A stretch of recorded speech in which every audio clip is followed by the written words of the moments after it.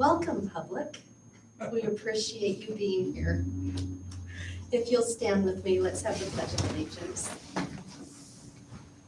I pledge allegiance to the flag of the United States of America and to the republic for which it stands, one nation, under God, indivisible, with liberty and justice for all. Thank you. For those in our television audience, we do have a quorum tonight. Mr. Ortona, myself, and we have Ms. Martinson on the telephone, just to let you know. So with that, item number 4 is adoption of our agenda. If I could have a motion to adopt tonight's agenda. I so move, Madam President. And a second. I second that. All in favor? Aye. Aye. Thank you. Item 5 is call to the public. I do not have any notes on my desk. Would anyone in the audience like to speak this evening? With that, we'll just keep on moving on. Item number 6 is our public hearing. We do need, on our proposed budget, we do need a motion to open the public hearing. So move, Madam President. And do I have a second? Second here. All in favor? Aye. And so moved. Mr. Livingston? All right. So we do have 6 items I would like to discuss really briefly. And then I've got a support document list here, maybe half an inch thick. If you have a really good question that pushes me back into the data, I can just dig that right out from here. So the 6 items I'd like to discuss are as follows. Number 1, the year ended this June 30th. The student count was reduced due to a distance learning percentage reduction. That count ended up being 2,057 students. And next year, that distance learning percentage is going away. And we've estimated, after I've talked with several folks, especially Stan, who's right here, 2,150. So an increase of about 90 with no reduction. So if you factor the distance, the difference just for the reduction, we're looking at least about 35 to 40 students that were maybe not here this year, just like 6th grade going to 7th grade, 1st grade going to 2nd grade, 40 to 50 students, and then we don't lose the reduction, so to speak. So that's where we came up with about 90 more students. 2,060 basically to 2,150. So the capital funds that the district generated have always been reduced. They're called district additional assistance. This year they were reduced around $111,000. That reduction has gone away. So that means our capital budget went from new revenues of around $910,000 to this next coming year, $1,010,000. So they went up around $100,000. So that's really good. We go to page 1, we see the difference there. I can keep you from going to pages here. So the reduction in capital, including the doing away of the distance learning, increased our operating budget by just over $1 million. That's again an estimate from our ending approved budget for this year in our operating budget to next year, $14.5 million this year, $15.5 million next year, if everything comes out the way we want it to. So, and we do have one more bit of news, part 6. The classroom site fund has been collapsed from 3 different groups of funds for teachers and teacher performance and different factors. It's been collapsed to one fund, which will be easier for principals to manage performance and compliance and contractual terms. And the funding per pupil for that went up from $425 per student this year to $733 next year. So the revenue this year was $1,150,000. Next year, it's projected to be $1,820,000. So about a 35% increase. And that goes straight through to certified teachers that are teaching, again, approved curriculum with a certification from the Department of Ed. Those are the main things. Capital went up slightly. Our operating budget went up $1 million based on the factors that we have at this point. And correct me if I'm wrong, John, just as a clarification, 2 things. Classroom site fund, also called Prop 301. So Prop 301 actually doesn't even exist anymore. So we want to kind of get away from that term and go to the actual term, which is classroom site fund. So they are synonymous, but we want to kind of get away from the Prop 301. That increase to Prop 301 is a 1 year only increase, if I'm correct. Anticipated. So it's probably gonna go down next year. And so Cindy and John and I have talked about some strategies to kind of level that out so that we don't get this bolus of money and then all of a sudden salaries go down the next year. So we wanna do that. And then also, and I'll talk a little bit about this in my update, we have no state budget. This is the best estimate that we have from actually the Auditor General's office. So we guarantee numbers are gonna change. I would bet my life on it that we're gonna have a different budget come at latest December. We may decide to do something earlier, but we'll know more once that budget is approved. Thank you. Peter, Annie, do either of you have any questions? Not here. I don't have any questions. Okay, thank you. We do need a motion to close our public hearing So moved. and a second. I second it. All in favor? Hi. Aye, fantastic. Public hearing closed. Item 7A is our superintendent's report. Mr. Scholl. Okay, you have my report on your desk. Few items. ESSER 3, I gave you an update last board meeting and we did not have an amount allocated yet. We learned this a couple weeks ago and we have just over $3.5 million is the district's allocation for ESSER 3. According to the federal law that was part of that created ESSER 3, 20% of that, or $700,000 give or take, has to go towards learning loss. And for at least the thing that we're doing now, summer school is budgeted to come out of ESSER 3. And so that's part of that. It could be hiring, we've talked about hiring interventionists, so extra teachers to kind of target kids that may be falling behind. There was a PASS program that was done at the high school to target those high school kids, high school seniors, to make sure that they graduate, that kind of stuff. So we have plans in place, but it's, Cindy is trying to trudge through the mud of the instructions and guidance on what we have to do. And so we are working on evaluating how things should be spent along with the grant requirements. And it's about as clear as mud. It is difficult to get that across. So she's doing a fantastic job, but we have some preliminary numbers and we want to kind of figure out exactly what we need to do before we get those out. John, could I ask Cindy a question? Please. Cindy, we know about the summer school this year. Are there other interventions that we're going to need to do, particularly at the high school?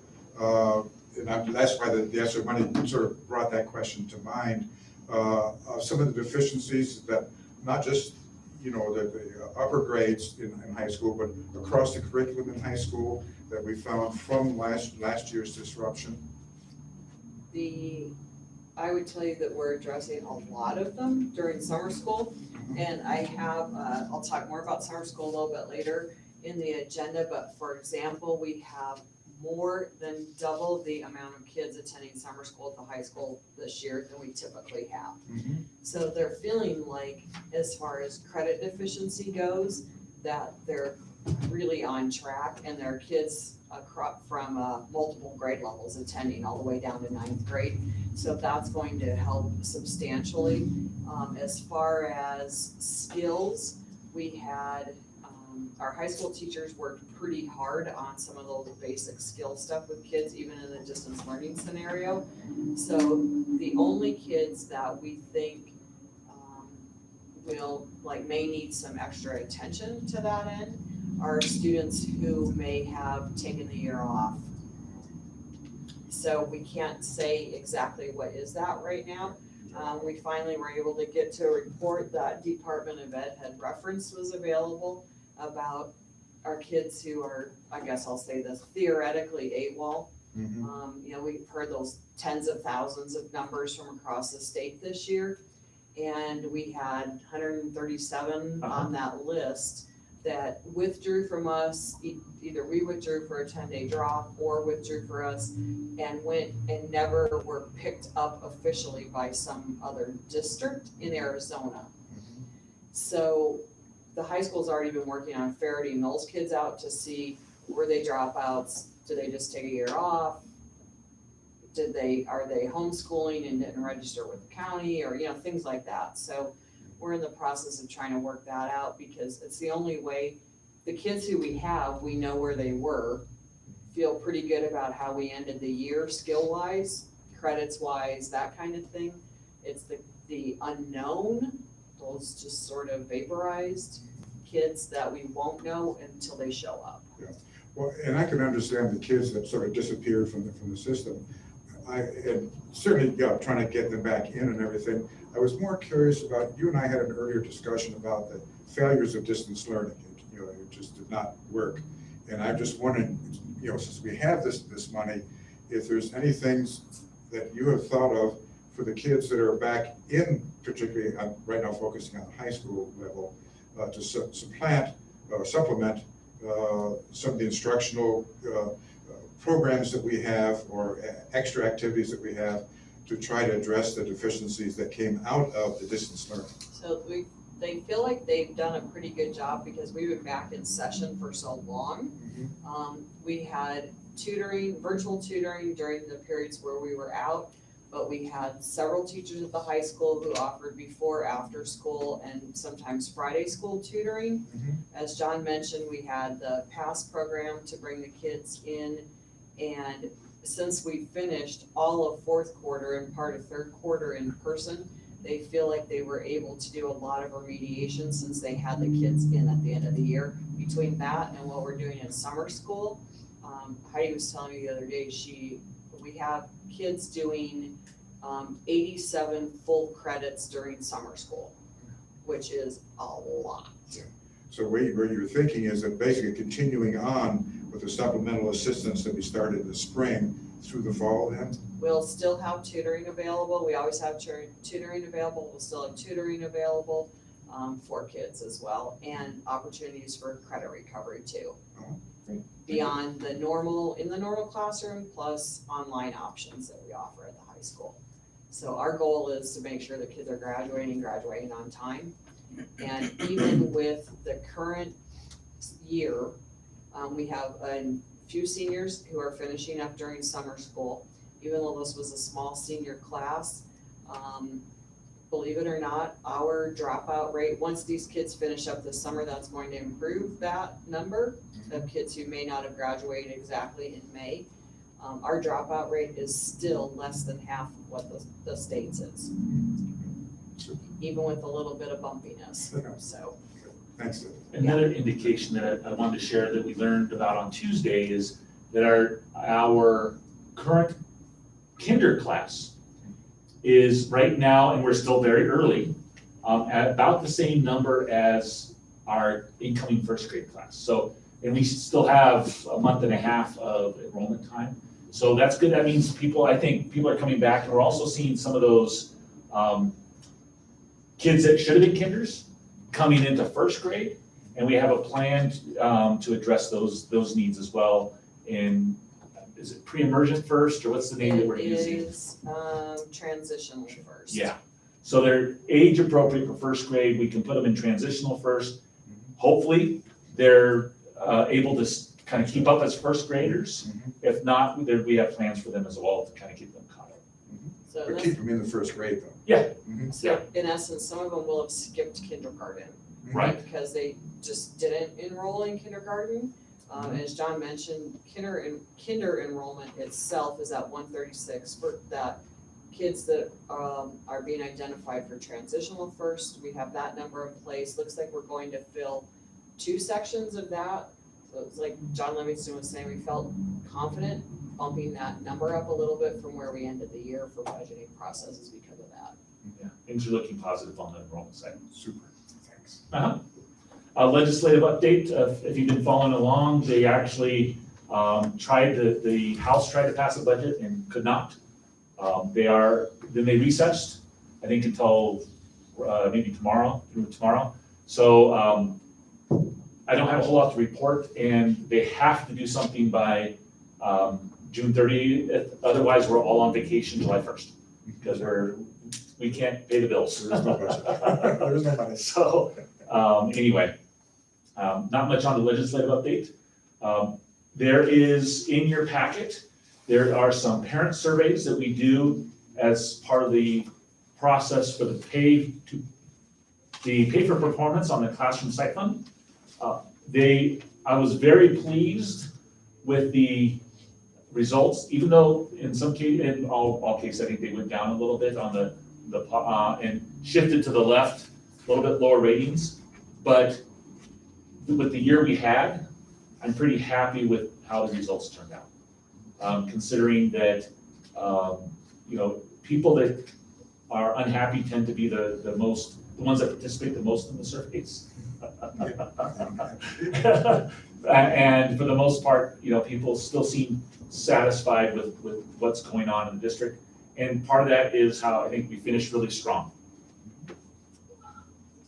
So, end of year update, we were all at graduation. Fantastic graduation. I think one of the best in-person national anthems I've ever heard in my life. That was great, the band was beyond belief. They did a fantastic job. I want to give the high school kudos for that.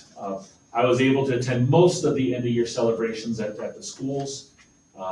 Just the vibe, the atmosphere was very positive. Parents enjoyed seeing their kids at the school function, and so that was really neat. We also held our end of year celebration for staff. We had 27 staff members get their 5-year pin, 16 get their 10, 12 get their 15, 20 get their 8 apples. We had 8 get their 20-year apples, sorry. 4 get their 25-year special awards, 2, including 1 here, get their 30-year special awards. And then we had 6 staff retirees, and a little bit about the special awards. This came out of the Superintendent Employee Advisory Committee. Something a little bit different than just a pin for the 25 and 30. There was our ag department used their laser cutter to design, I don't know what you'd call it, it's not a plaque, but a decoration that was specific to the employee. And so I think yours had palm trees. Mine was a deserted island. Yeah. And John, that's what really struck me, because I started to see those, everyone was different. And I'm sure that they were relevant, to that particular individual. Yeah. But the artwork on those was stunning. Yeah. I don't know if those were designed here, or these are prepackaged programs that they were able. No, I think they can input the digital file, but it was all cut here. Yeah. So our laser cutters that did those. Yep. So. And Karen's was colorful. Yeah. Yeah. Some of them were just the metal, but Karen's was painted and everything. She grabbed it so quickly, you had to sort of look as it was disappearing. You held it the wrong side, Karen, as you're heading back. Well, these people over here were happy. Yeah, but Mike and I were on the wrong side, and we just saw you zipping away with it. Well, that was a great idea. Yeah, so, and that again came from some of our staff members who thought that, just a different way to honor those 25 and 30-year employees, so. All right, and the last thing, staffing. As of this morning, we believe that all of our teacher positions are filled at Territorial, Del Rio, and Heritage. We still have 2 teaching positions at the high school. One, I think we had 9 applicants or something for social studies. It was a lot. So we are pretty confident we'll be able to fill social studies. Struggling a little for our current technical education teacher to replace Mr. Foster, our drafting teacher. We do have a plan to kind of get those first-year kids their certificate. We hired a part-time teacher to teach so they can get their 2nd year of drafting done. And that's actually, I think, a request that you'll approve later. No, that's welding. We'll approve that later. Yeah, that's welding. But so we have a plan for that, but we have, I think, 4 or 5 different openings for a CTE teacher. And we take any one of those. We're trying to kind of see if we can just find somebody that may have some experience that can help us in that position. So we have 3 counseling positions open. That's proving to be a little bit difficult. One of those is a high school counselor. We have our special ed counselor for our special ed kiddos. And then we have our grant-funded position at territorial that we're trying to fill. And then we do have various paraprofessional and other classified positions open right now. So if someone's looking for a job, we can pretty much put you in somewhere. And that's it for my report, unless there's any questions. Any questions? Wonderful. Moving on, item 7B1, financial reports, Ms. Williamson. Thank you. So hopefully you got the email I sent yesterday, I believe. And this has been something I've been just kind of watching closely the last few months since I've been here. And there's a timing issue. So I did these reports last Friday thinking I was in good shape. And then when I got here Monday, June 7th, the county had imported about 900,000 more revenue and dated it back to May 31st on June 7th. So when I saw that, I just quickly redid the reports. And there's two numbers that I circled. The front page, and I had that discussion with Mr. Atona today, these encumbrances are definitely going to go away really soon. We've just got some hesitant folks that don't want to reduce encumbrances right away. So that's going to drop off way below $1 million right away. But we're just a little hesitant to close them as quickly as I thought we would. So first page, you can see where we're at with our budgets with capital, M&O, and adjacent ways. We will bring in another 100,000 at least in Fund 620 next year for adjacent ways. We have a $4.55 levy that will be coming to you for approval and when we adopt the budget. Any questions on that first page? It's just the encumbrances are not really positive, but they're going to go away. Second page, then you can follow from July to June, and that 1,328,000 in the upper right corner of the second page, that's what we started June with on that second page. And then that, if you go to the very back page, is exactly what we have in our vision software at the end of all funds, at the end of May. So they tie up, and that's always my goal, to the cash that we have at the bank, push it into this report so you see it. There's other things that happen to these accounts rather than just revenue and expense. Sometimes we do journal entries to fill in other accounts. So now they're balanced to the penny. That was about 900,000 short when I got here Monday, but again, that's where we were on the 31st of May. So you got real numbers then and you got real numbers now. So it's just all the numbers are in the ledger at this point. Any questions then on where we're at with cash balances or fund balances? I do not. Do you, Peter? John and I already had our phone conversation. Annie, do you have any questions? No, I'm good. Okay, thank you. Okay, great, thank you. All right, thank you so much. I want to put it on the record. People know me from before that I usually call and ask, and I always have questions. John's been wonderful to work with. We went and spent half hour this morning on the phone. And you know, his ability to communicate and his knowledge and answering all my devious questions is very, very appreciated. I just want to get that out of the way. Absolutely. Thank you. You will probably put one out there and I'll have to really do some research, but that's great. You will. Well, it's going to be a challenge every month, John. Yeah, You know, I'm doing it. I'm trying to come up with a better question every month. There was a biggie he answered this morning that was a delightful $6 million question. Yeah. I guess I didn't mention that because we already covered it this I morning. did not say anything. Okay. All right then, how about item 7B2, our student activity fund report? And you should have that in front of you. So you do have that in front of you, 123,000. I think that's the lower right Yes. corner. Yes. So that doesn't show a tremendous amount of activity this year. I can ask Mr. Pereira since he's here. Student council at the high school had 9,000 revenue, 9,000 expenses, started with 33,000, ended with 33,000. A chunk of that probably was yearbook revenues, is that right? Probably not. I do not believe yearbook goes towards student council. Correct. Okay. Revenues are gonna come from dances with them this year.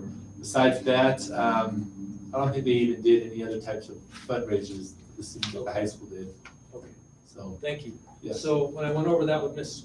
Gray earlier, I made a distinction after what you said and what she said.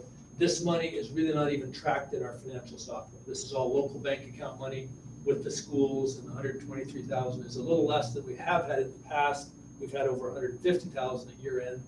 So it doesn't reflect a lot of revenue, I guess is the main thing. But With yeah, the way there's the year no was, I'm fundraisers. not Yeah. surprised. But it is all held in our local bank, National Bank of Arizona, and every school has their own funds. And there we go. It's my understanding it's not even considered district money, we're just a fiduciary of this student money. Makes sense. So any questions there? I don't think so. Annie, any questions? Keep unmuting. No question, sorry, keep putting you on mute. No, that's fine, do it. All right, thank you. I can hear you, I just don't want you to hear me. Okay, All right, okay. okay. Item 8 is approval of consent agenda. If we can have a motion to approve it, please. Will so move? And a second, I'm going to presume. Second. Thank you. All in favor? Aye. Aye. Aye. Thank you.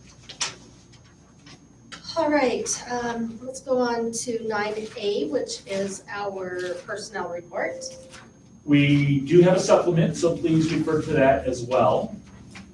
There are 2 new certified, this is between the regular report and the supplement.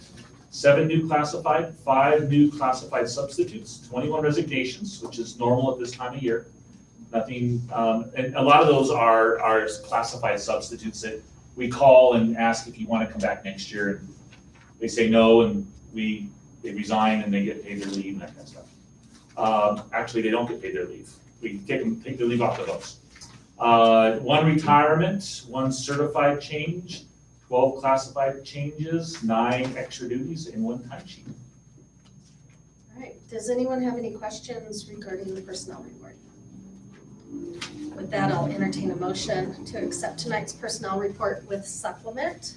Annie, you do it first this time.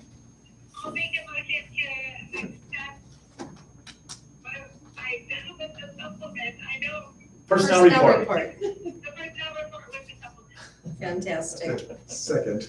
And all in favor? Aye. Aye, thank you. Moving right along to item 9B, which is our superintendent's contract. As you recall, we did discuss this in executive session last month. I believe we clarified everything that needed to be clarified. However, are there any additional questions that can be answered, or would either of you like to pull this into executive session this evening? Not here. No, I think we're good, we can do it over everything. Great, then can I have a motion, please, to accept or to approve school years 2021 to 22, 22 to 23, 23 to 24, Mr. Schultz's contract. So move. Second. All in favor? Aye. Thank you. Item 9C, new welding teacher position at CVHS. Actually, I'll have Mr. Preda. I'll be happy to report. Well, this year for CTE, we had a whole big batch of registration events going on, so we had a lot of fun with that.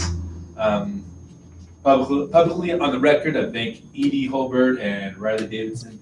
They worked their tails off to make sure they chased down tons of kids, finish registrations, get kids loaded up into the system. So first off, thank you to them. But this position here that we're talking about tonight is for a welding instructor. So currently, we have welding in the morning time. It's basically a 0 hour, starts about 7 o'clock and it goes through the first period of the day.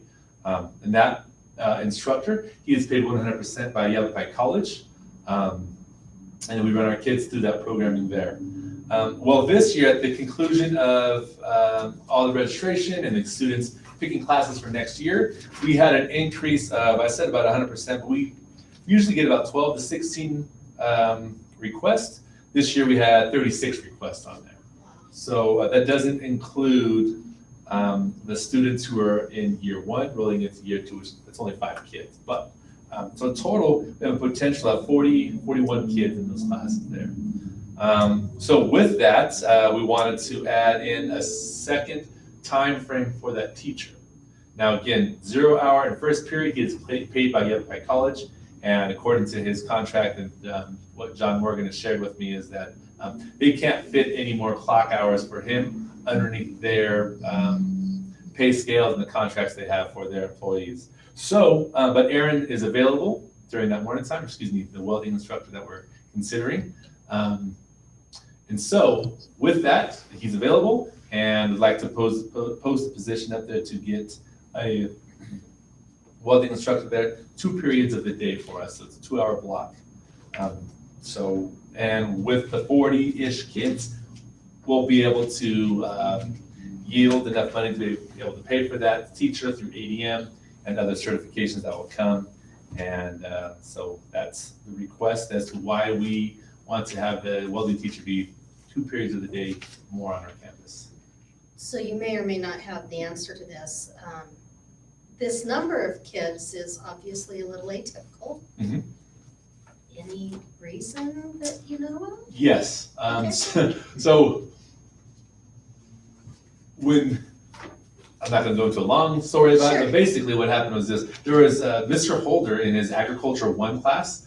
They were working on welding classes, or working on welding as part of their curriculum for agriculture with the year 1 kids, freshmen.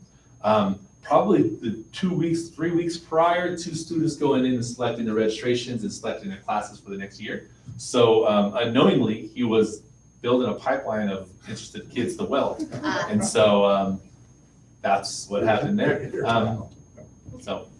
That's what I believe. At the same time, welding's always been a pretty popular program. And when we notified kids that we were going to be shifting the time frame and the start time, typically it started at 6:45, 7 o'clock. Well, after looking at things with Yavapai College, we can really start that later on, closer to 7:30. So it really opened up the door for a lot more younger kids to be able to attend. So It's wonderful. yeah. Any other questions? Yeah, one question, is the welding program leading to a certification of any sort? Great question. So these classes definitely are earning certifications. Not only are they earning American Welding Society certifications, they're also earning the Yavapai College Structural Welding Certificate. So it's a college credential of sorts. So a lot of families, they hear that my child's going to get a college credential before they even leave high school, and none of them have that, or they're very excited that their child is earning a college credential, which they don't have.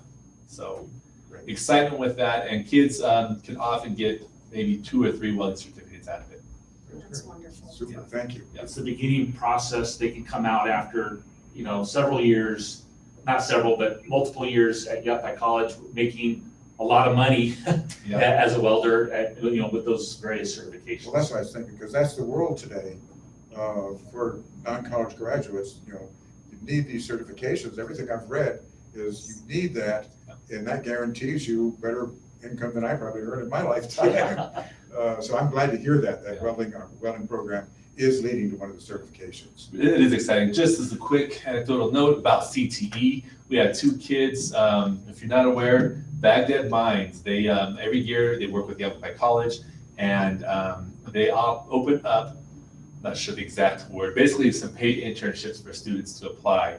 And those paid internships include, I think 12 or 14 college credits. They provide transportation from the Prescott area to Baghdad to get paid internship, paid hands-on learning. So they do that. And this year I knew for a fact that we had 3 kids who did apply to get into an internship. 2 of them went through their initial interview, and they moved on to their second interview, which took place someplace right around the week of graduation or thereafter. A young man, and very happy to say, a young lady as well went through there and was moving on to that. So anyhow. I want to mention that the amount on the cover sheet, actually you need to double that. Because Yes, this was we will. initially for a 1 period teacher, a 1/6 teacher. When it was looked at, it actually needs to be a 1/3 or 2 period teacher. So if as part of the motion, if you can include the 0.33 FTE welding teacher, that'd be, I think, more specific as to what we're actually looking for. Well, then we'll just move right on into a motion. I'm gonna guess, Peter, would you like to make a motion? Yeah, let's do that. Okay, I move that we approve the new welding teacher position at a 0.33 of a full-time position as presented on our agenda. Wonderful. And a I second. second that. Thank you. Second that.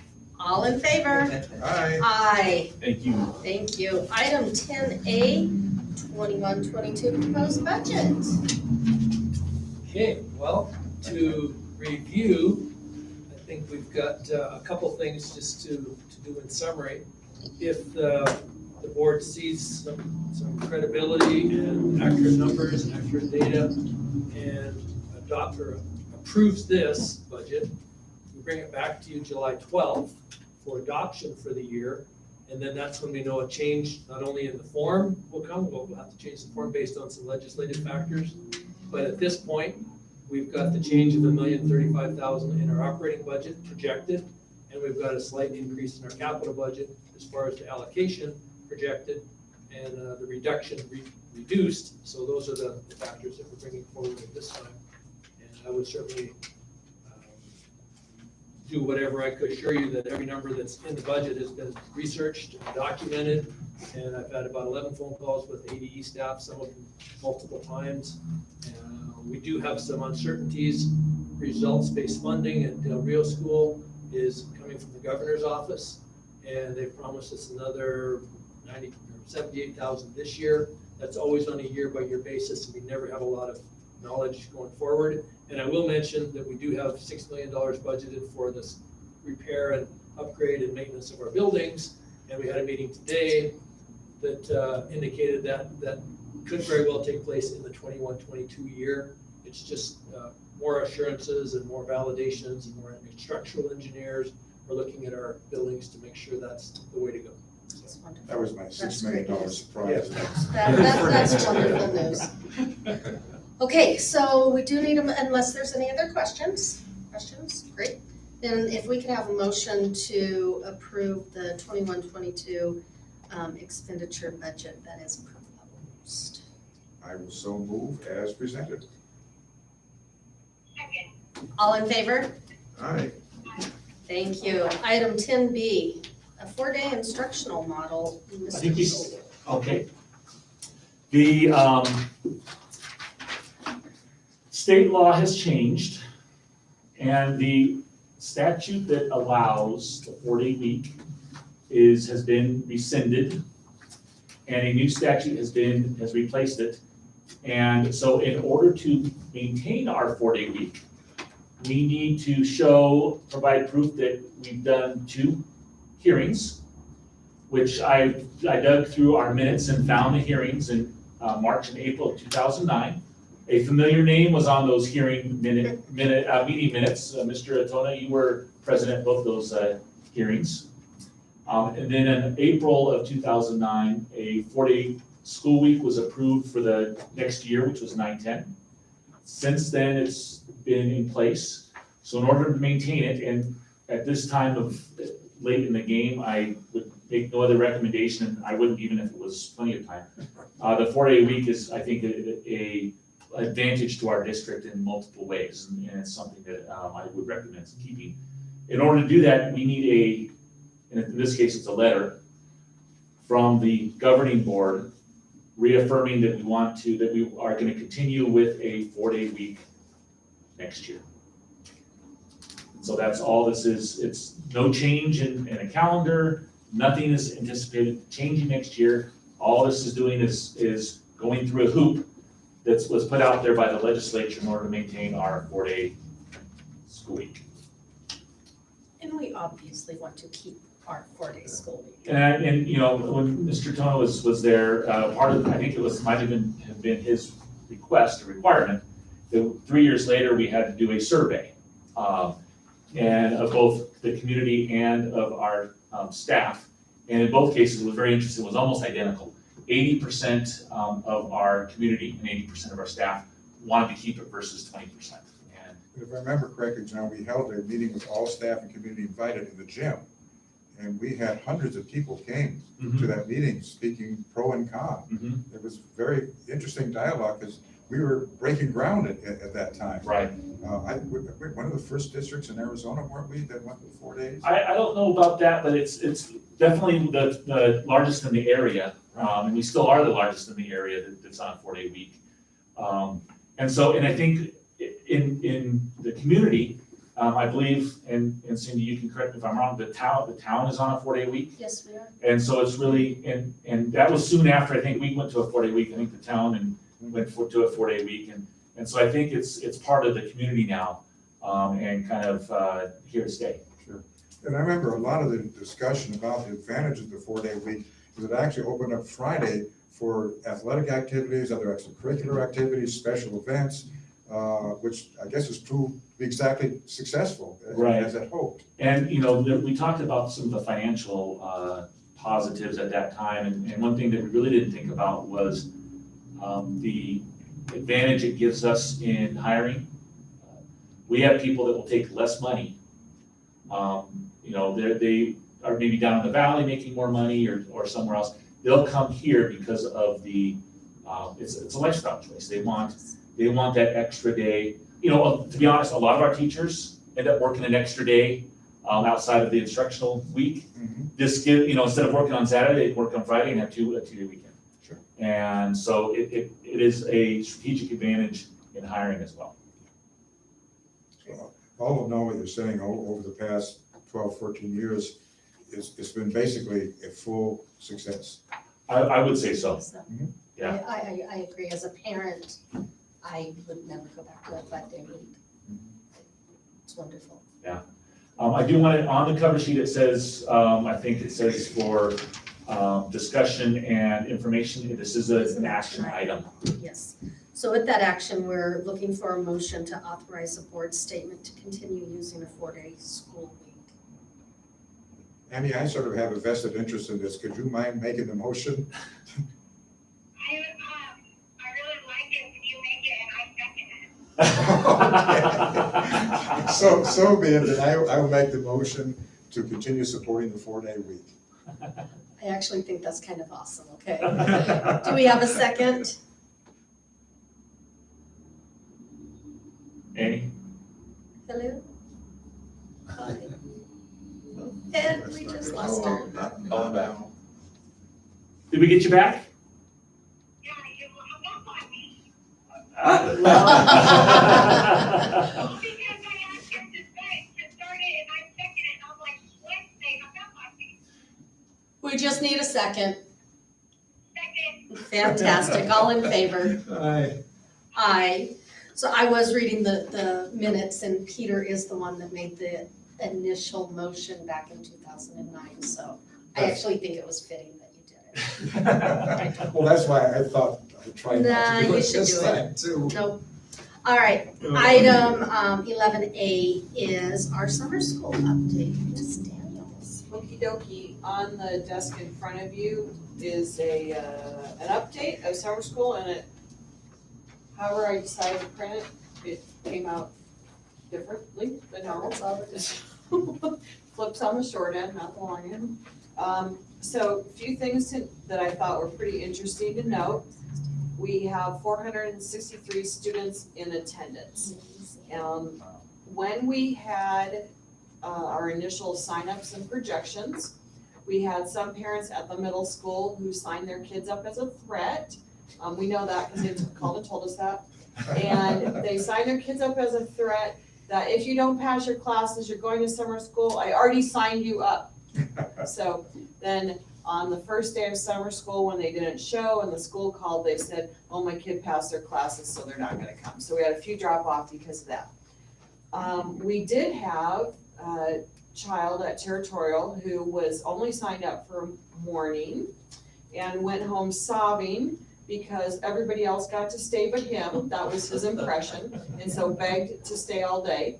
So we had a few shifts from half day to all day because kids discovered, wow, there's a ton of fun stuff going on. I received an email from a parent of a student at Territorial who is a great student, but just begged to go to summer school, wanted to go to summer school. And so because we offer enrichment and not just remediation in summer school, we do have quite a few kids who are coming for some extended learning and enrichment. And she is having so much fun. Her mother shared with her that she was excited to go back because the next day, or whatever, the Monday was gonna be Michelangelo Monday. And they were taping a piece of paper under their desk, and they were gonna lay on their backs on the floor and color the paper like Michelangelo in the Sistine Chapel. This is really cute. So, in addition to the cute things, and there's lots of that going on, I wanted to say this, which was also kind of funny. The Chino Valley Education Foundation spent roughly $5,000 providing incentives for children to have perfect attendance at summer school. And those incentives have they range from everything from daily drawings for $10 food gift cards in the area. So that's for every kid in summer school is eligible that day for that drawing for showing up that day. At the end of each week, there's a $25 value gift card for the middle school and high school from Amazon for a kid who had perfect attendance for that week.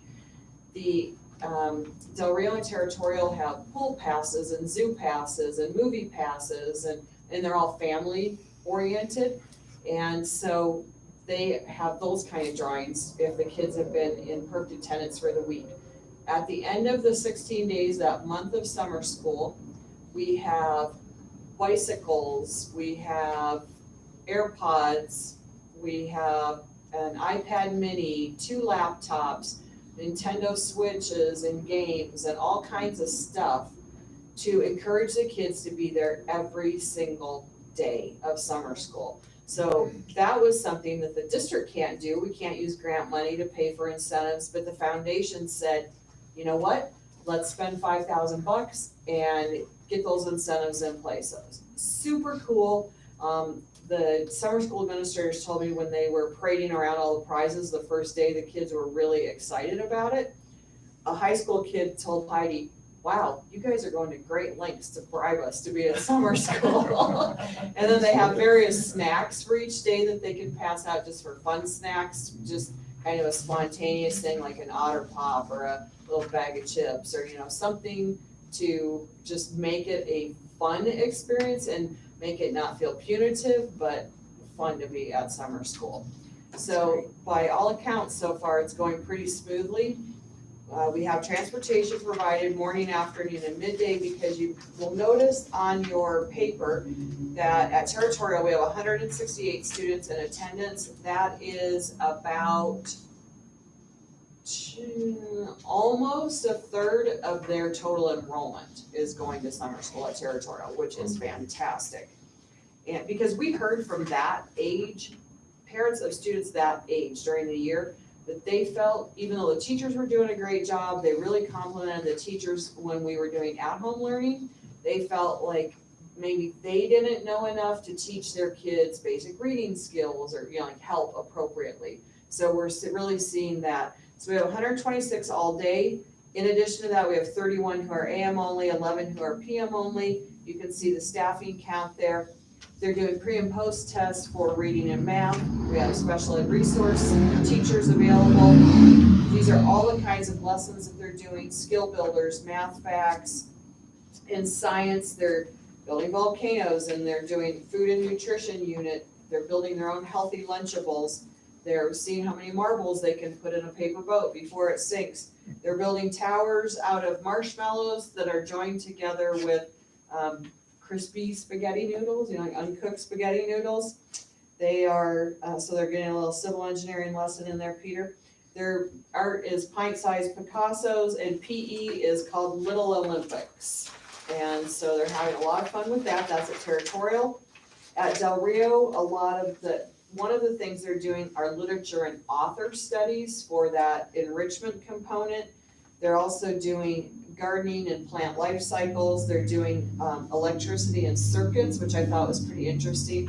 And I noticed yesterday, I think that MIT has discovered a new way to generate electricity. So I wonder if they're gonna be learning about that. They are doing textiles, tie-dyeing and clay, and they're playing the ukulele at Del Rio. I had to learn how to spell that to write that in this report. Heritage, we have 102 students, which is astounding. Normally we have about 20 in summer school from the middle school. So we are having pre and post tests. In science, they're doing hands-on science projects and they're preparing for a mini science fair that they're going to have. Social studies is doing Junior Achievement of Arizona's JA Finance curriculum, which is a fantastic curriculum. In art, they're concentrating on drawing and painting. They're also doing gardening. And for PE, we ordered quite a bit of specialty equipment for PE. So they're doing things they don't normally do health and fitness wise that are geared toward lifetime health and fitness. So that's kind of an exciting thing. The high school's probably the most boring, sorry, Brian. Kids are mostly doing credit recovery. We have, no pint-sized Picassos at the high school.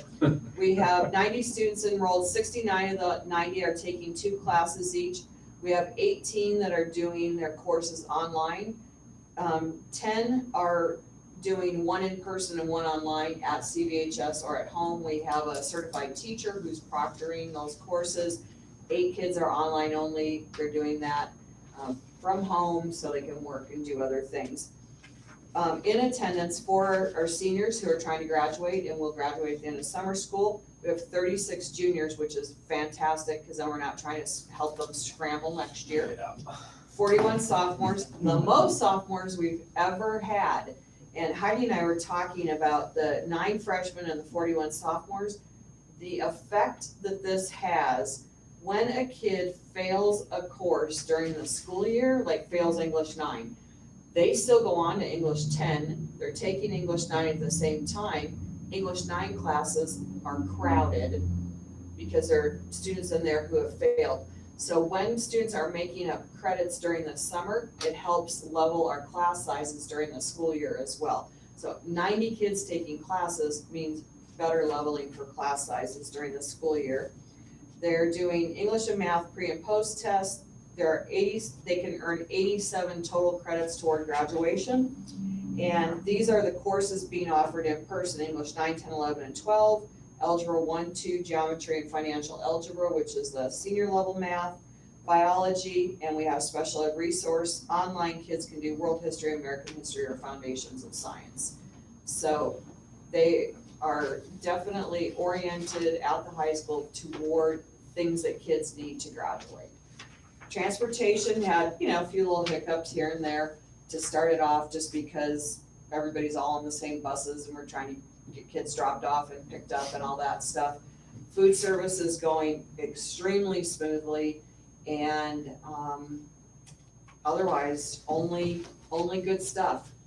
That's nothing but good stuff that That's we've heard. wonderful. Kudos to all of you So, for making it happen. we have summer school administrators at each campus, with the exception of Brandy, who's assisting.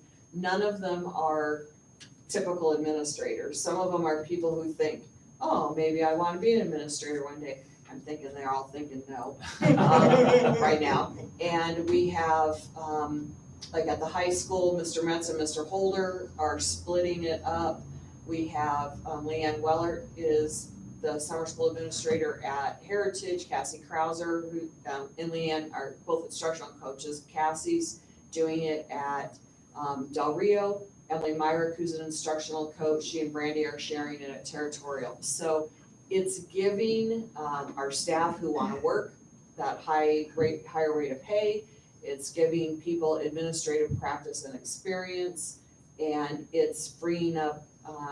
Normally, like Brian, Heidi, and Marty would be overseeing summer school. Having other people overseeing it and at the middle school means the administrators can hopefully take a little time off or things like that as well. So lots and lots and lots of wins in this. And I've had people call me and say they can't believe that it's free, that they're blown away by the fact that it's free for kids to attend, which I think is really cool. That's wonderful. So that's where we are, halfway into it. All right, look forward to hearing about it at the end of it. Anyone else have any comments or questions on it? Cindy, just a real quick question. I know the high school has always offered it. Have the other schools always offered a summer school program before this year? Yes and no. The middle school their summer school it's usually on the high school campus, for transportation and food service and all different variety of things. But theirs has typically only been for students who are in danger of being retained in their current grade level. So it was an opportunity for students to avoid retention, for example. At Territorial and Del Rio, almost every summer since I've been here, we've had a summer program. It's always been by invitation only for students who need that extra boost.